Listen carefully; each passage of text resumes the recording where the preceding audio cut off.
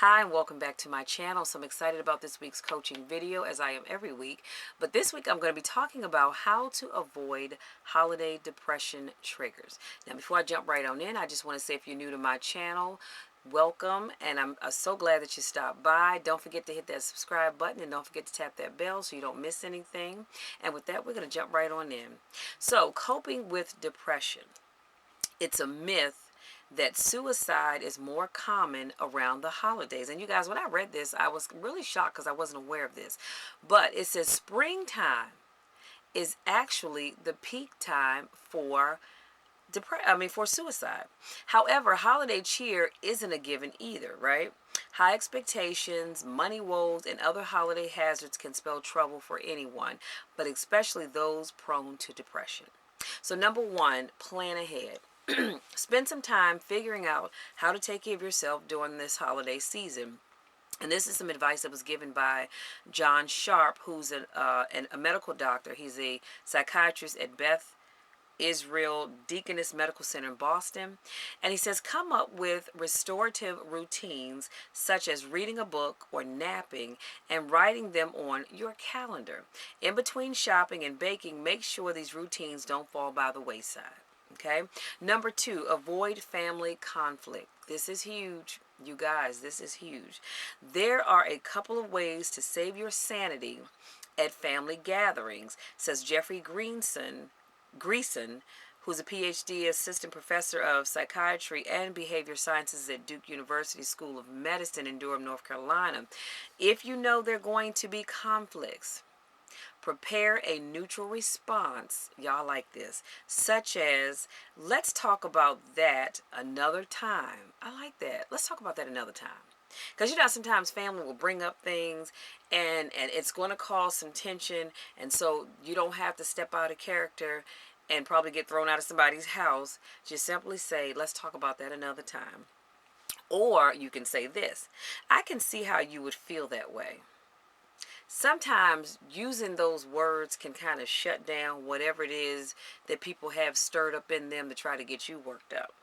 So then you escape to the restroom, offer to help in the kitchen, or go hang out with the kids. And it always helps to call a good friend if you need a sympathetic ear. Okay, so once you say those two little lines, go do something else to get away from the person that you were having this conversation with.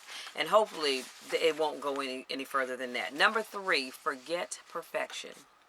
Debbie Thurman, a 57-year-old from Monroe, Virginia, suffered from depression for years, and the holidays made it worse. From decorating to finding the perfect gifts, she felt overwhelmed.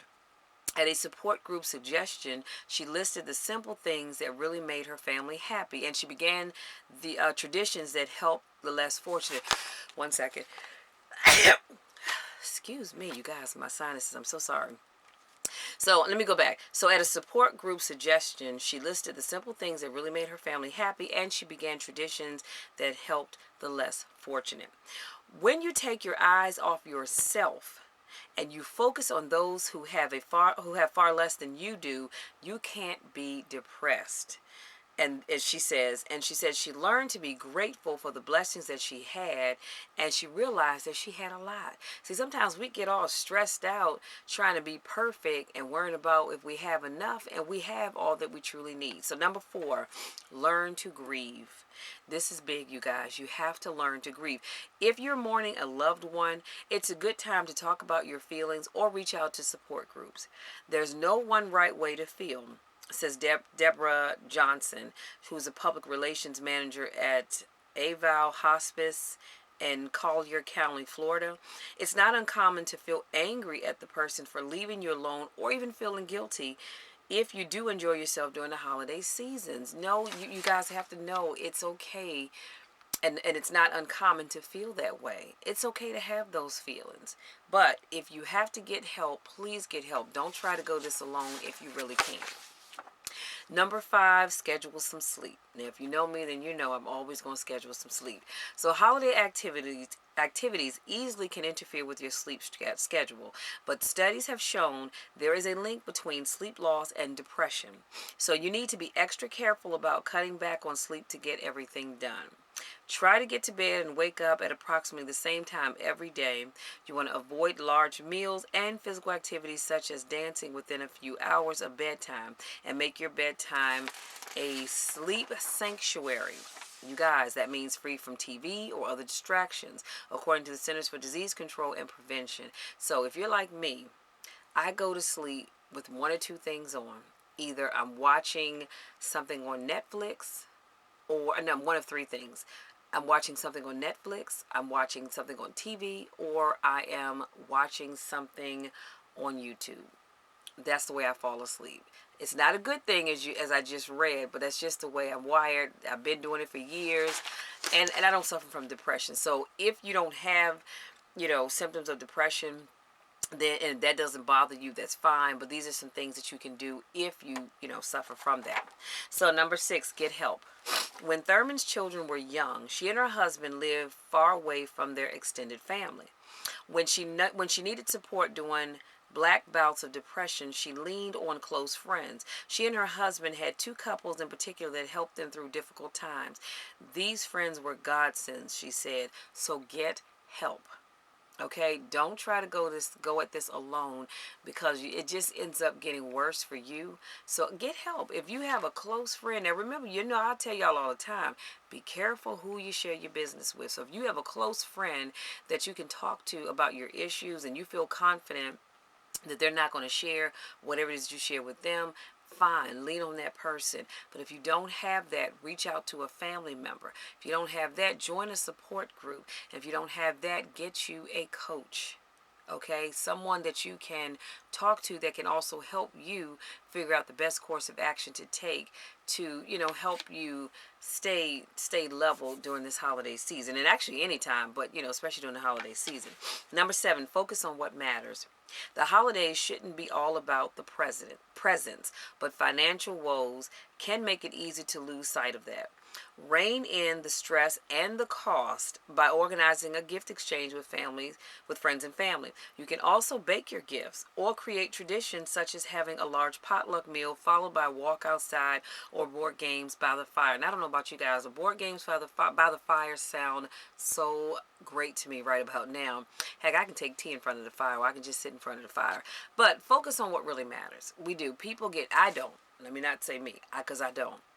But people get stressed out trying to buy the right gift, and then we want to make sure we impress the person we're giving the gift to. So we've got to go all out, and if you can't afford $700 for an iPhone, why go and buy one? I mean, really, if you can't afford that, don't buy it. Don't go out and buy that Coach bag, or that $450 Coach bag, because I know some of y'all own it, or that expensive Michael Kors bag. Y'all can't see mine because it's off camera, but you get where I'm going with this.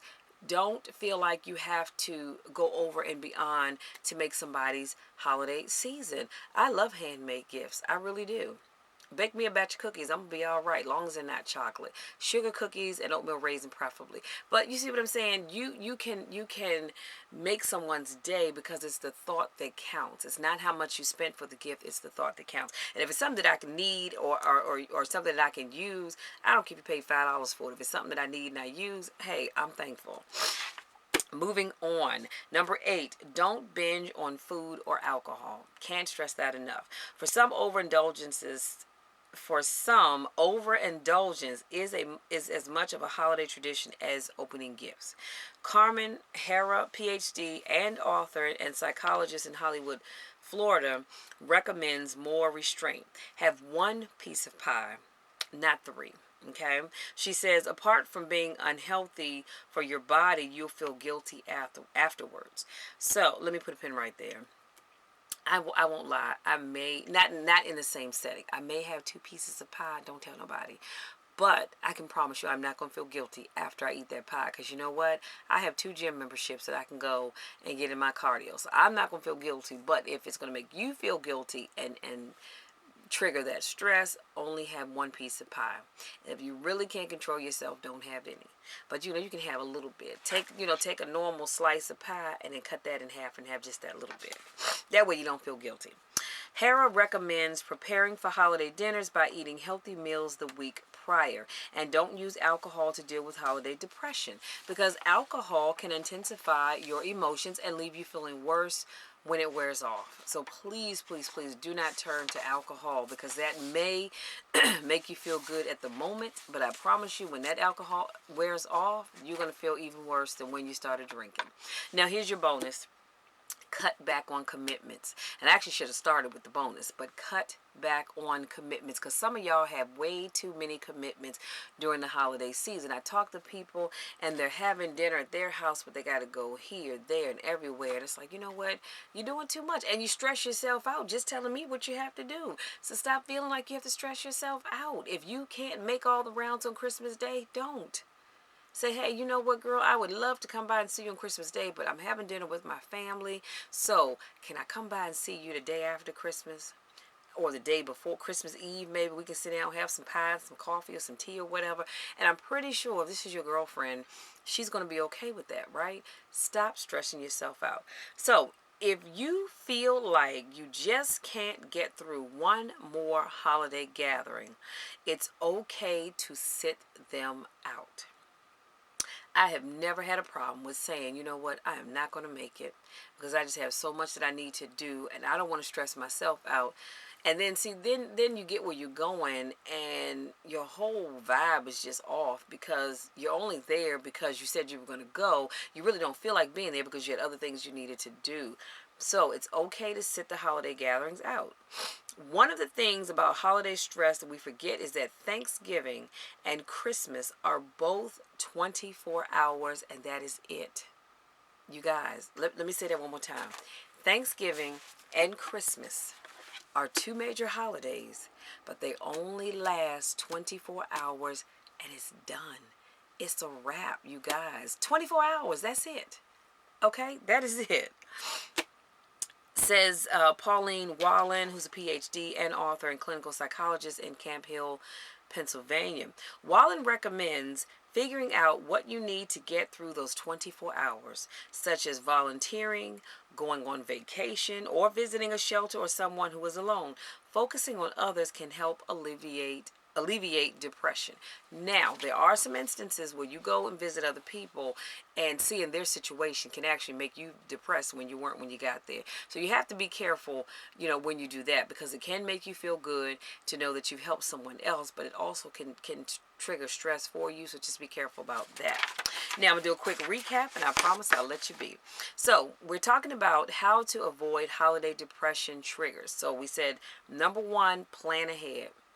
Stop doing this last minute stuff, because that will cause you to stress way out unnecessarily. So plan ahead. Number two, avoid family conflict. You know that if you have Big Mama and them that's always asking, girl, when you gonna get married? Or son, when you gonna get married? Bring me some grandbabies up in here and make me an auntie and all this kind of stuff. If you know you have that kind of family, when you get together and they start with that, you put your hand up and you say, nope, wait a minute, stop. Let's not talk about that right now. Okay? And then shift the conversation on to something else. But you have to not let people stress you out. Number three, forget about perfection, because it doesn't exist. I don't care how much you try to perfect your holiday, something is always not going to go quite according to plan, and it's okay if it doesn't. As long as nobody dies or gets hurt, it's all right, okay? Number four, learn to grieve. And I know quite a few people, even as I'm doing this video, that have lost loved ones just in 2017 who didn't make it to the holiday season. It's okay to grieve the loss of that individual. It's all right. Don't let anybody tell you that you shouldn't. It's okay to do that. And then after you have your little mini grieving session, I want you to think about some positive things, some things that made you laugh over the years at holiday get-togethers, and then end on that note. Don't stay depressed all day, because guess what? That person would not want you to be stressing out, and they wouldn't want you to be depressed. They would want you to enjoy your holiday season, because as long as you keep them here, they're with you anyway. Okay? So it's okay to grieve. Number five, schedule some sleep.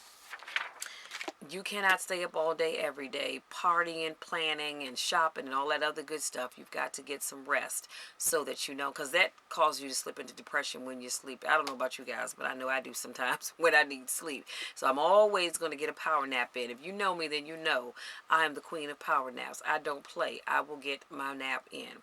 Number 6, get help. If you truly need help and you can't get what you need either from your closest friends, your family members, seek professional help if you need to. Number 7, or support group. Number 7, or guess what? You can start a support group if you want to. And if you need somebody to come and give leadership to your support group, you know you can always reach out to me. Number 7, focus on what matters. Focus on what matters. See, the holidays is not about the biggest gift, the most expensive gift. It's about spending time with the people that you love, thanking God for all that He's allowed you to have and do up to that point. You see what I'm saying? And being thankful that you made it to another Christmas, because a lot of people didn't. So focus on what really matters, okay? Number 8, don't binge on food or alcohol. Now, I don't drink, so I don't have to worry about the alcohol. I do overindulge a little bit in the cheese. Don't, you know what? No, don't come for me. I love my cheese, okay? So, but we don't want you binging on food and alcohol to get past your being a little down, depressed during the holiday seasons, because all you're going to do is regret that later on when you get on that scale. So don't do it. And then your bonus is cut back on commitments. It's okay to tell people, you know what, I would love to do that, sweetie, but I just can't. I have enough on my plate as it is. So that's it. That's all I have for you guys. And, you know, I will say this from now until the end of the year. I want you to have a wonderful holiday season, you guys. And I don't want you to be depressed. I don't want you to be stressing out over things that you can't control anyway. Okay, and you know you can always reach out to me if you need to. I'll leave my information in the description box. And that's all I have for you guys. Thank you so much to my newest subscribers. Thank you so much to those of you that continue to support me in all that I do. I love you guys to the moon and back. I say it all the time because I mean it all the time. Because I wouldn't have my channel if it weren't for you. So thank you so very much. And before I finish, if you have a topic that you would like for me to talk about this holiday season, please let me know. You can either leave it in the comment section below or you can send me an email. And I promise I will never tell who that suggestion came from unless you just want me to share your name with people. But I'll never share who it is that asked me to talk about what. So if you have something that you want me to talk about to get through this holiday season, then please, by all means, let me know, because I want to hear from you guys. My channel is for you, and so I want to always hear what it is that you need and what it is that you want. So that's all I have for you guys. Love you to the moon and back, and we'll talk again soon. Until then, take care.